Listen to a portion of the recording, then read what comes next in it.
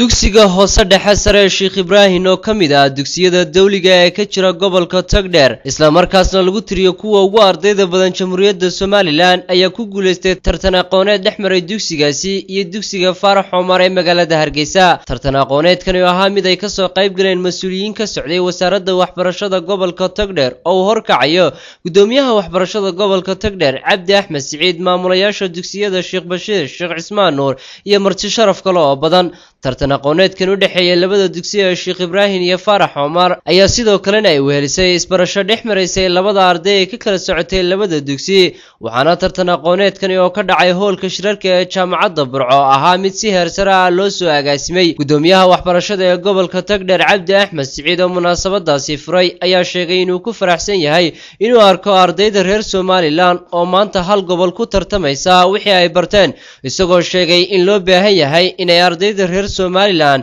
ay halkaasi ka sii wadaan dadaalka iyo tamarta ay ugu jiraan horumarinta waxbarashada, isagoo xusay in ardaydu ay tahay midhaha mustaqbalka ee hogaamin doonta dalkani Soomaaliland. maamulaha dugsiga hoose dhexe sare ee Sheikh Ibrahim Cabdiraxmaan Axmed Caawad oo isaguna munaasabadaasi ka hadlay ayaa ugu horeen u mahadnaqay ardayda ka socotay labada iskuul ee ku tartamayay tartankani, waxaanu maamuluhu sheegay inaan ahayn markii ugu horeysay ee dugsi uu hogaaminayo uu la tartamo dugsiga Faarax Omar, isagoo hore u xusay in xilligu ahaa maamulaha dugsiga Al Faaruq uu tartan noocan oo kale ah u dhexmaray dugsiyadaasi. waxaanu maamulaha dugsiga Sheikh Ibrahim sheegay in loo baahan yahay in tartamada kadisyada ah ee dhexmaraya ardayda dugsiyada Soomaaliland ay yihiin kuwa kor loogu qaadayo aqoonta iyo tayada waxbarasho ee gobolada. aad iyo aad baan u faraxsanahay inaan goobjoog ka noqdo maanta munaasabadan qiimaha badan oo ay isku baranayaan labada dugsi ama ay isku baranayaan ardayda dugsiyada sare ee gobolka Maroodijeex, gaar ahaan dugsiga sare ee Faarax Omar oo xaqiiqdii wata magac